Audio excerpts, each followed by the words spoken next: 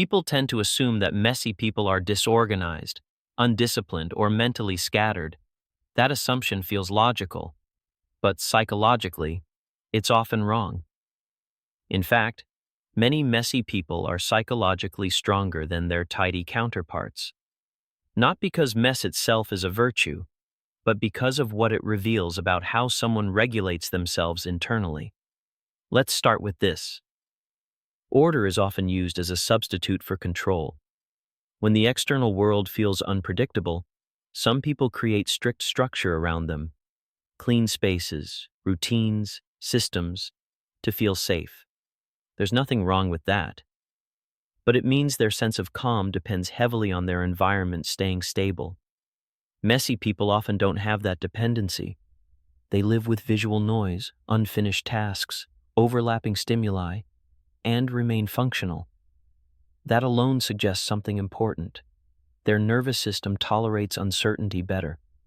Psychologically strong people don't require ideal conditions to operate. They can think clearly in imperfect environments.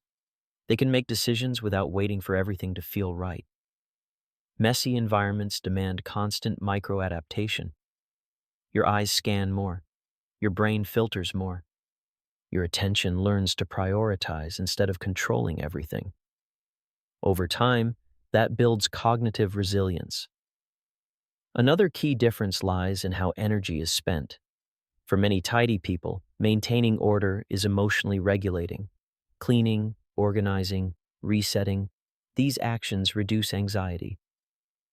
Again, not bad, but it means calm is achieved through maintenance. Messy people often regulate differently. Their energy tends to go toward meaning rather than maintenance, toward ideas, conversations, problem solving, or creativity. They're more willing to tolerate visible imperfection if it means staying focused on something that matters more to them.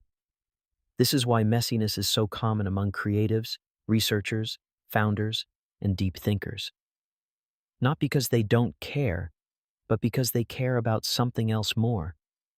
There's also a strong link between messiness and comfort with imperfection.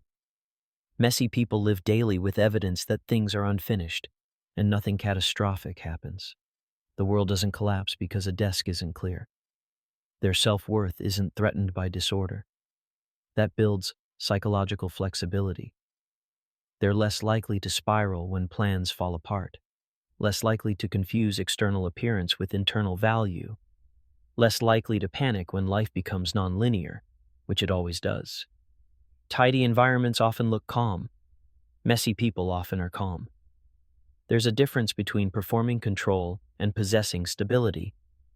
Of course, extreme mess can signal distress, just as extreme rigidity can. Psychology isn't about aesthetics, it's about adaptability. But when a person can function, think, and create inside chaos, that's not weakness, that's capacity. So the next time you see a messy room and assume a messy mind, pause. What you might be seeing is someone who doesn't need everything aligned to stay steady. Because real psychological strength isn't about having perfect order. It's about being able to function when things aren't.